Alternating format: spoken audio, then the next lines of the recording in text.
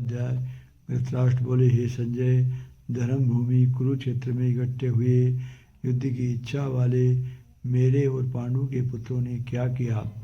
इस पर संजय बोले, उस समय राजा दुर्योधन ने व्यूह रचनायुक्त पांडवों की सेना देखकर और द्रोणाचार्य के पास जाकर ये वचन कहा, हे आचार्य, आपने बुद्धिमान शिष्य द्रुपद पुत्र धृष्टद्युम्न द्वारा व्यूहाकार खड़ी की हुई पांडु पुत्रों की इस बड़ी भारी सेना को देखिए। इस सेना में बड़े बड़े धनुषों वाले युद्ध में भीम और अर्जुन समान बहुत से शूरवीर हैं, जैसे सात्यकी और विराट तथा महारथी राजा द्रुपद और दृष्टकेतु, चेकितान तथा बलवान काशीराज, पुरोजित, कुंतीभोज और मनुष्य में श्रेष्ठ शैव्य और पराक्रमी युधामन्यु तथा बलवान सुबाधरा पुत्र अभिमन्यु और द्रौपदी के पांचों पुत्र, ये सभी महारथी हैं। ये ब्राह्मण श्रेष्ठ, हमारे पक्ष भी जो प्रधान हैं उनको आप समझ लीजिए। आपके जानने के लिए मेरी सेना के जो सेनापति हैं उनको कहता हूँ। एक तो स्वयं आप और पितामह भीष्म तथा कर्ण और संग्राम विजयी कृपाचार्य तथा वैसे ही अश्वत्थामा, विकर्ण और सोमदत्त का पुत्र भूरिश्रवा तथा और भी बहुत से शूरवीर अनेक प्रकार के अस्त्र शस्त्रों से युक्त, मेरे लिए जीवन की आशा को त्यागने वाले, सब के सब युद्ध में चतुर है। भीष्म पितामह द्वारा रक्षित हमारी वह सेना सब प्रकार से अजय है और भीम द्वारा रक्षित इन लोगों की यह सेना जीतने में सुगम है। इसलिए सब मोर्चों पर अपनी अपनी जगह स्थित रहते हुए आप लोग सबके सब ही निसंदेह भीष्म पितामह की सब ओर से रक्षा करें।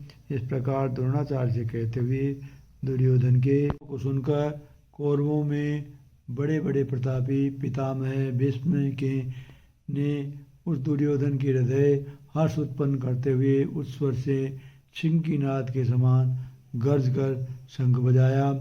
उसके उपरांत शंख और नगारे तथा ढोल, मृदंग और नरसिंगादि बाजे एक साथ ही बजे। उनका वह शब्द बड़ा भयंकर हुआ। उसके अनंतर सफ़ेद घोड़ों से युक्त उत्तम रथ में बैठे हुए श्री कृष्ण महाराज और अर्जुन ने भी अलौकिक शंख बजाए। उनमें श्री कृष्ण महाराज ने पांजन्य नामक शंख और अर्जुन ने देवदत्त नामक शंख बजाया। भयानक कर्म वाले भीमसेन ने पौंड नामक महाशंख बजाया। कुंतीपुत्र राजा युधिष्ठिर ने अनंत विजय नामक शंख और नकुल तथा सहदेव ने सुघोष और मणिपुष्पक नाम वाले शंख बजाए। श्रेष्ठ धनुष वाले काशीराज और महारथी शिखंडी और धृष्टद्युम्न तथा राजा विराट और अजय सात्यकी तथा राजा द्रुपद के 5 पुत्र और बड़ी भुजाओं वाले सुभद्रा पुत्र अभिमन्यु, इन सब ने हे राजन अलग अलग शंख बजाए। और इस भयानक शब्द ने आकाश और पृथ्वी को भी शब्दायमान करते हुए धृतराष्ट्र पुत्रों के हृदय विदीर्ण कर दिए। हे राजन, इसके उपरांत कपिध्वज अर्जुन ने खड़े हुए धृतराष्ट्र पुत्रों को देखकर उस शस्त्र चलने की तैयारी के समय धनुष उठाकर ऋषिकेश श्री कृष्ण महाराज ये वचन कहा, हे अच्युत, मेरे रथ को दोनों सेनाओं के बीच में खड़ा करिए, जब तक मैं इस स्थित हुए युद्ध की कामना वालों को अच्छी प्रकार से देख लूं कि इस युद्ध रूप व्यापार में मुझे किन किन के साथ युद्ध करना योग्य है। दुर्बुद्धि दुर्योधन का युद्ध में कल्याण चाहने वाले जो ये राजा लोग इस सेना में आए हैं, उन युद्ध करने वालों को मैं देखूंगा। संजय बोले, हे धृतराष्ट्र, अर्जुन द्वारा इस प्रकार कहे हुए महाराज ने दोनों सेनाओं के बीच में भीष्म और द्रोणाचार्य के सामने और संपूर्ण राजाओं के सामने उत्तम रथ को खड़ा करके ऐसे कहा कि हे पार्थ, इन इकट्ठे हुए कौरवों को देख। इसके उपरांत प्रतापुत्र अर्जुन ने उन दोनों ही सेनाओं में स्थित हुए पिता के भाइयों को, पितामहों को, आचार्यों को, मामों को, भाइयों को, पुत्रों को तथा मित्रों को, ससुरों को और सुहृदों को भी देखा। इस प्रकार उन खड़े हुए संपूर्ण बंधुओं को देखकर वे अत्यंत करुणा से युक्त हुए। कुंती पुत्र अर्जुन शोक करते हुए ये बोले, हे कृष्ण, इस युद्ध की इच्छा वाले खड़े हुए स्वजन समुदाय को देखकर मेरे अंग शिथिल हो गए जाते हैं और मुख भी सूखा जाता है और मेरे शरीर में कंप तथा रोमांच होता है तथा हाथ से गांडीव धनुष गिरता है और त्वचा भी बहुत जलती है तथा मेरा मन भ्रमित सा हो रहा है, इसलिए मैं खड़ा रहने को भी समर्थ नहीं हूँ। हे केशव, को भी विपरीत ही देखता हूँ तथा युद्ध में अपने कुल को मारकर कल्याण भी नहीं देखता।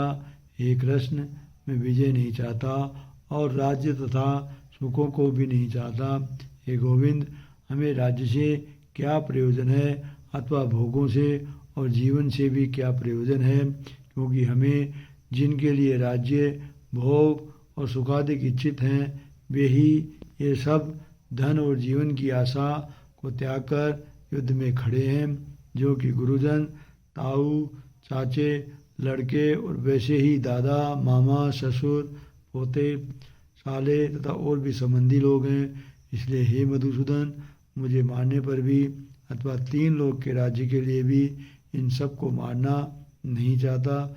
इस पृथ्वी के लिए तो कहना ही क्या। हे जनार्दन, धृतराष्ट्र के पुत्रों को मारकर भी हमें क्या प्रसन्नता होगी, इन आतताइयों को मारकर तो हमें पाप ही लगेगा। इसलिए हे माधव, धृतराष्ट्र के पुत्रों को मारने के लिए हम योग्य नहीं हैं, क्योंकि अपने कुटुंब को मारकर हम कैसे सुखी होंगे। यद्यपि लोभ से भ्रष्टचित्त हुए ये लोग कुल के नाशकृत दोष को और मित्रों के साथ विरोध करने में पाप को नहीं देखते हैं, परंतु हे जनार्दन, कुल के नाश करने से होते हुए दोष को जानने वाले हम लोगों को इस पाप से हटने के लिए क्यों नहीं विचार करना चाहिए, क्योंकि कुल के नाश होने से सनातन कुल धर्म नष्ट हो जाते हैं। धर्म के नाश होने से संपूर्ण कुल को पाप भी बहुत दबा लेता है तथा हे कृष्ण, पाप के अधिक बढ़ जाने से कुल की स्त्रियां दूषित हो जाती है और हे वासनेय, स्त्रियों के दूषित होने पर वर्ण संकर उत्पन्न होते हैं और वह वर्ण संकर कुल घातियों को और कुल को नरक में ले जाने के लिए ही होता है।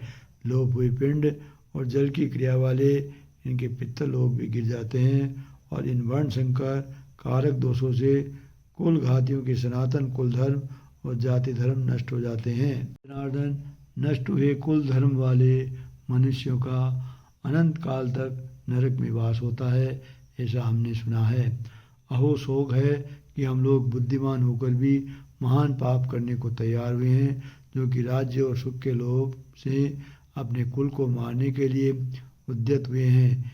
यदि मुझे शस्त्र रहित न सामना करने वाले को शस्त्रधारी धृतराष्ट्र के पुत्र रण में मारे तो वह मारना भी मेरे लिए अति कल्याणकारक होगा। संजय बोले, रणभूमि में शोक से उद्विग्न मन वाले अर्जुन इस प्रकार कहकर बाण सहित धनुष को त्याग कर रथ के पिछले भाग में बैठ गए। इति भगवद गीता रूपी उपनिषद एवं ब्रह्म विद्या तथा योग शास्त्र विषय श्री कृष्ण और अर्जुन के संवाद में अर्जुन विषाद योग नामक पहला अध्याय। बोल श्री कृष्ण भगवान की जय।